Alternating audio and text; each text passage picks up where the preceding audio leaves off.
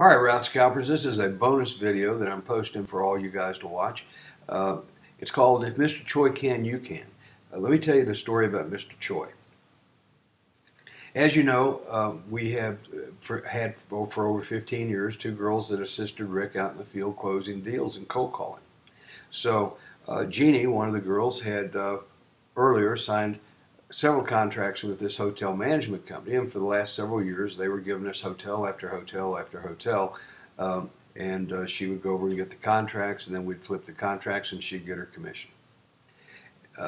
So we had three new contracts, three new Courtyard Marriotts that had just been built, and they were going to be open in 30 days. So it was our job to find the vendors, flip them the contract, sell it to them, get them all set up with their vending machines. And it could either be a new guy, a new entrepreneur, or it could be a trusted small boutique company.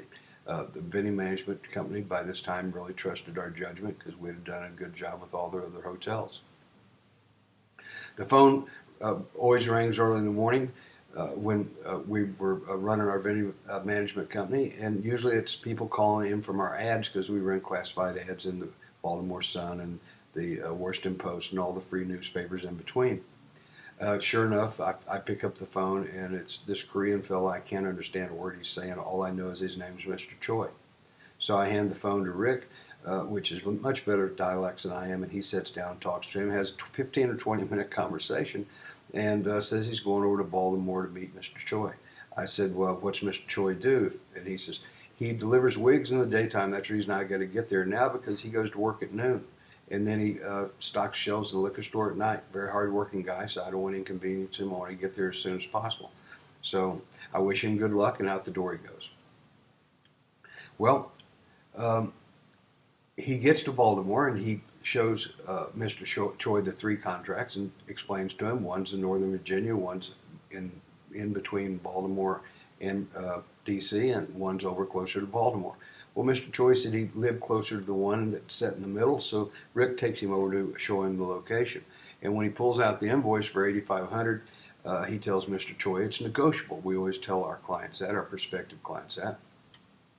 We know we have to get about $7,000 out of the contract because Jeannie gets her commission, and that's what it's worth. It'd be worth more money than $7,000 if it already had an occupancy rate, but you know it's going to be a new business starting from scratch. Although Marriott has a great booking service, so we knew that within about 60 or 90 days it'd be up to speed. But fair being fair, we knew the contract was worth about $700 or $7,500. So Mr. Choi rejected that.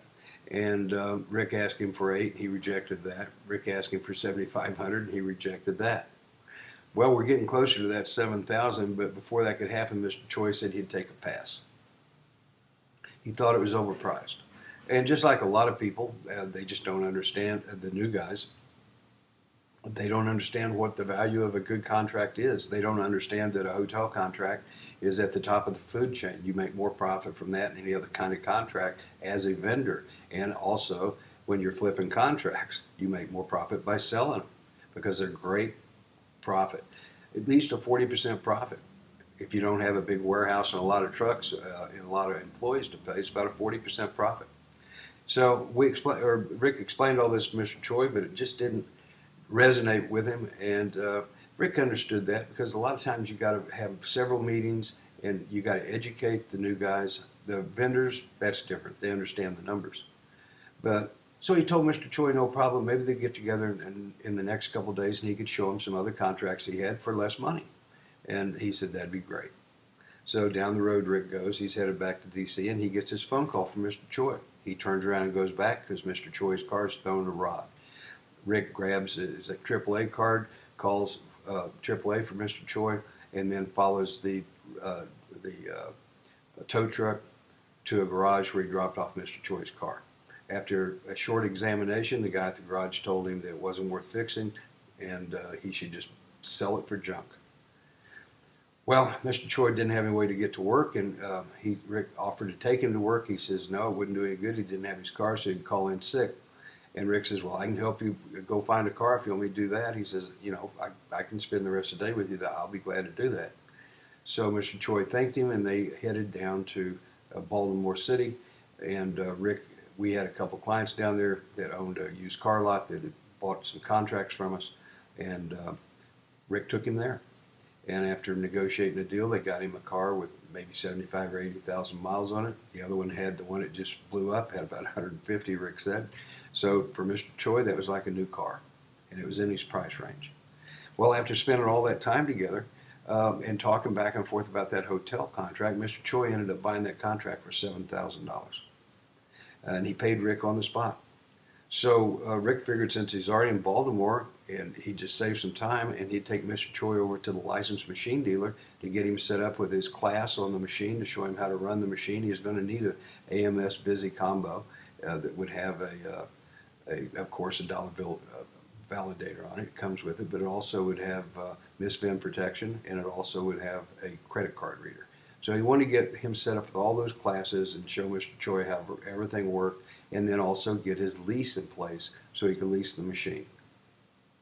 As most of you know now, since you're taking the route scalper course, you lease all your machines, and at the end of the 2-year lease, you got a $1 buyback. So once that was explained to Mr. Choi, he understood that fine. He was ready to go, but there was a problem.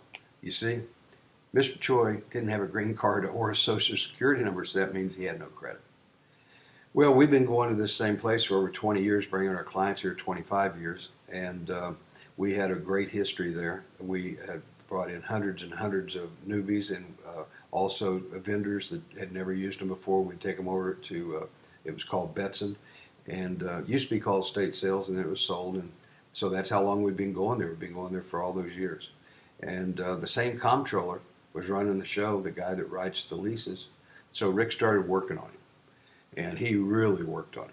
And you got to do that sometimes for your clients, and even for you guys that have really bad credit right now, or you have very little cash to spend. A lot of our strategies that we can teach you, we can show you how to overcome the bad credit. You can be on vending and get your machines. That's not a problem. But a guy not having a social security card or a green card, that's tough. Well, Rick finally got him to go for, he started at 10%, 20%, 30%, 40%, 50% down payment. So he finally got to 50%, $2,250, and that would be the 50%. And they decided they'd carry him for the last half the money because of Rick and doing Rick a favor. So they got him all signed up. He paid them. Everything's set to go. He's got his class where he can come back and learn how to use the machine. Rick's going to be there to help him do his shopping and set the machine up for him. So Mr. Choi's got all of his bases covered. So a good thing happened that day from that car throwing a rod. We got Mr. Choi approved, and good stuff happened because over the years, Mr. Choi bought another another 11 locations, 12 altogether. All of them range between $5,000 and about $10,000 or $12,000 each. So the reason Mr. Choi was so successful was that when we told him something, he did it. He was like a sponge. He didn't think he knew more than us. He wasn't what we used to call a Johnny-come-lately. A lot of guys that we sold contracts to and helped entrepreneur, newbies, after 60 days they think they know more than you do, and normally the routes don't grow very fast, and because they get into that mainstream vending head thing where you act like a vendor. Well, we're taking away vendors' contracts all the time. We're overturning their contracts. How smart can they be? No offense to you vendors taking the course. But, if the contract's a bad contract and it's not written well and they're not giving good service, that's what we do. We're route scalpers. So Mr. Choi understood that if you have food cost, the right food cost in the right type of location, you have a higher profit. It's like that hotel, it's going to make a 40% profit. That's what we were telling Mr. Choi, if you do it our way. Product rotation, you got to rotate out the slow-moving goods. Got to put new goods in there that'll sell. Great service, obviously. And then you got to pay fair and you got to pay on time. That's the reason Mr. Choi became so successful so fast. You see, Mr. Choi came to us about 4 years into the vending episode in his career, and he says to us he wants to sell his vending route. Maybe just all the locations over closer to D.C. and Virginia, you see, because he lived on the other side of Baltimore. He was driving some days 3, 4, 5 hours. And it just didn't make a lot of good sense. But we told him that we did not resell locations for our vendors because we didn't have a resale license. But I was surprised when he laid down his paperwork, he had over 100 machines paid for, which made sense because every 24 months your machines are paid for. But where'd he get all those locations? We only sold him 12. And then I look and he's got another 25 or 30 machines on lease that he hasn't paid for. So it turns out he had almost 40 hotel contracts. Where did he get the other 26, 28 contracts? Well, he got those because he gave really good service and he paid on time. And he hand-delivered his commissions. So all the general managers would tell all their other buddies that were general managers for hotels about this great guy that gave them good service that actually hand walks their commission in every month and hands it to them in person. That's how he did it. Well, we never did sell Mr. Choi's route, but Mr. Choi ended up selling his own route. But before he sold the route, he built his wife a convenience store. He brought his brother over to America, and he brought his son.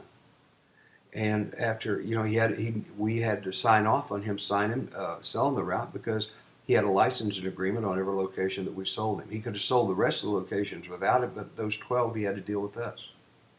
So we approved it because we liked Mr. Choi. So after he sold his route and after the convenience store was built, one day Rick gets a phone call.